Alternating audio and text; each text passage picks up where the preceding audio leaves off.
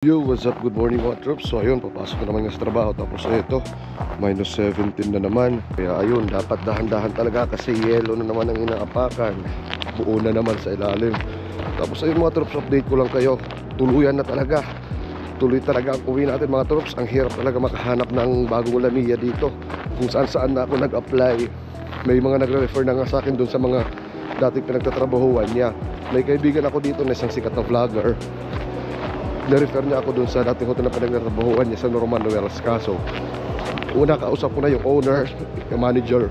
Wala daw silang ma-offer na Lamiya sa panahon na to.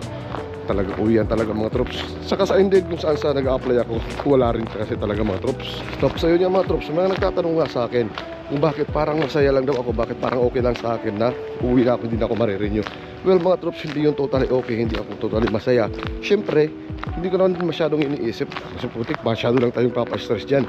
Isipin na lang natin na ito lang talaga yung nakalaan para sa atin. And may mas better pa na opportunity na darating sa atin. Syempre habang dito, ginagawan pa rin naman natin ang paraan, apply kung saan, lapit kung saan, hingi ng tulong, hingi ng advice kung saan. Kaso wala talaga, ang hirap talaga ng policy ng gobyerno ngayon.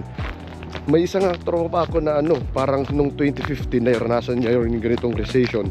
Umuwi siya ng Pilipinas kasi hindi rin siya nabigyan ng kontrata doon.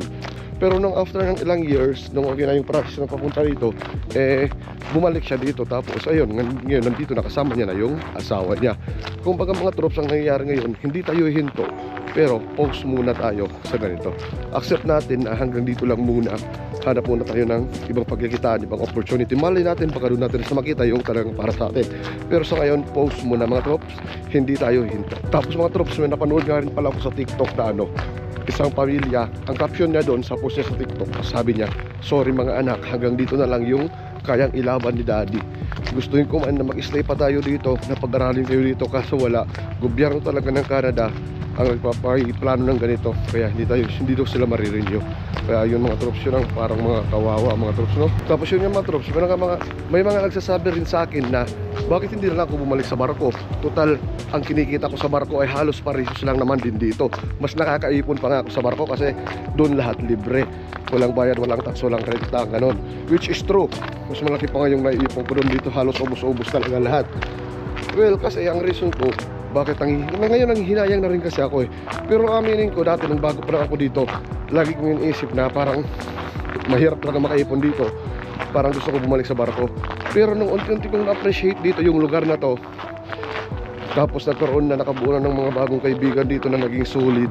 Yun, parang syempre kakapanghinayang. Tapos syempre pumunta ako dito nang walang pangarap. Pero nung nandito na ako, dito na rin ako nakabuo ng mga pangarap, mga troops. Pero kaya yun, nakakapanghinayang talaga. Pero kailangan tanggapin na hanggang dito lang muna. Wala hirap talaga ng gobyerno ngayon. Nagtanong na nga rin ulit ako sa manager kung may update na, kung maano ako lilipat. Sabi niya lang na parang wala pang update, pero basa ko sa mukha niya, sa mata niya, hindi siya makapagsalita ng parang nanginginig siya magsalita Tapos sabi pa ng isang katrabaho ko, tinanong din niya si manager namin, yung kasama ko sa bahay na babae, tinanong niya rin yung manager namin. Sabi niya hindi rin makasagot ang maayos. Tapos parang medyo naluluha pa daw yung manager namin na nagkukwento. So ayun mga troops, hirap talaga. Ayaw man natin, ayaw man ng mga katrabaho ko, ng manager, ng employer ko. Kaso gobyerno talaga, patakaran talaga ngayon mga troops. Kaya kailangan natin sundin. Kailangan muna natin mag-pause. Kailangan muna natin umuwi, bumalik sa Pilipinas o kaya bumalik sa barko. Pagka dumating naman yung panahon na okay na dito, syempre balik pa rin tayo dito. Ang ganda ng buhay dito mga troops. Hindi naman ganda ng buhay, what I mean is ang sarap ng buhay dito sa Pilipinas. Paano ko ba ma-explain? Sa Pilipinas ay yung masarap na mahirap. Dito sa Canada, mahirap na masarap. Dito, malapit na sa trabaho. Yan, ilang buwan na lang, mamimiss ko rin itong hayop na lugar na to.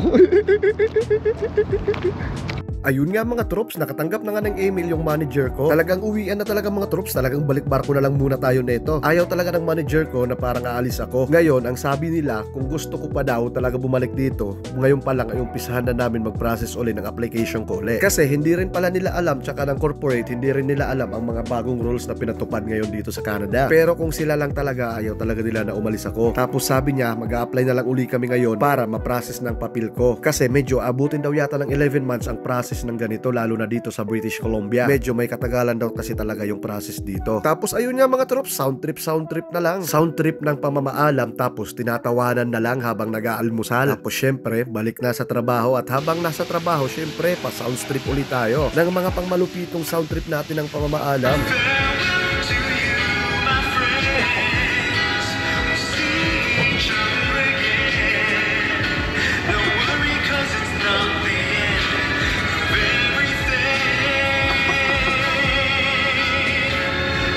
Ako'y babalik sa ibang araw. Ako'y kakatok na lang sa inyong pintuan. Paalam na lang sa inyo. Paalam, paalam, paalam na lang sa inyo. Bye.